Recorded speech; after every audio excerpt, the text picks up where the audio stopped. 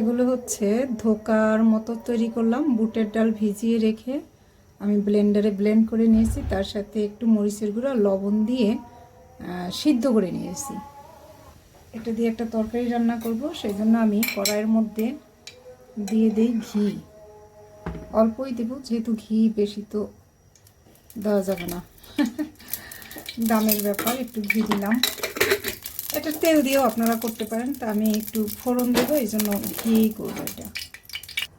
এবার হচ্ছে আরেকটা আদা কুচি দিয়ে দিই ফোড়ন, আর হচ্ছে তেজপাতা।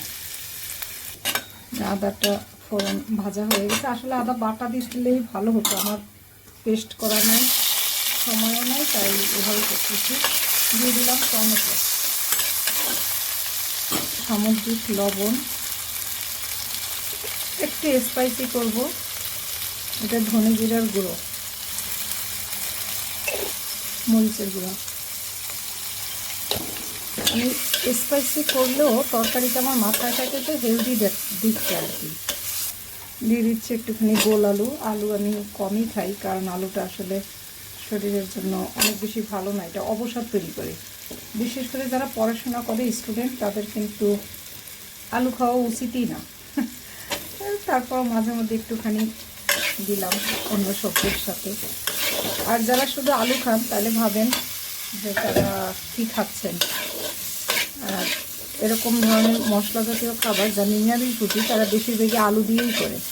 তা আমি আলু দেই, তবে আলুর সাথে অন্য সবজিও থাকে। ঢেকে দিই,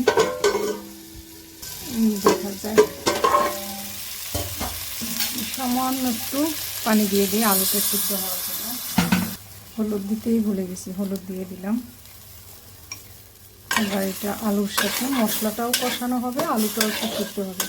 কারণ আর দেবো হচ্ছে কলা, মিষ্টি আলু, মিষ্টি কুমড়া, আর হচ্ছে এই যে ধোকাটা, এগুলো তো সবই সিদ্ধ হওয়া, আর এটা তো অল্প সিদ্ধ করবো। এই জন্য আলুটা আগে একটু কষিয়ে সিদ্ধ করে নেব।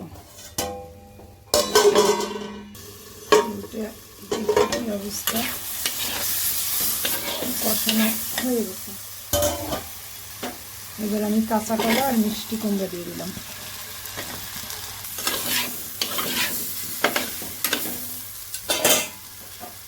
এগুলো দিয়ে দিই।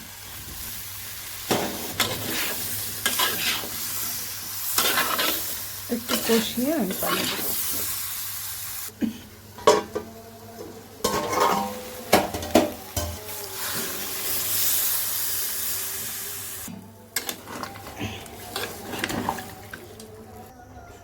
বাস, এবার তরকারিটা হতে থাক।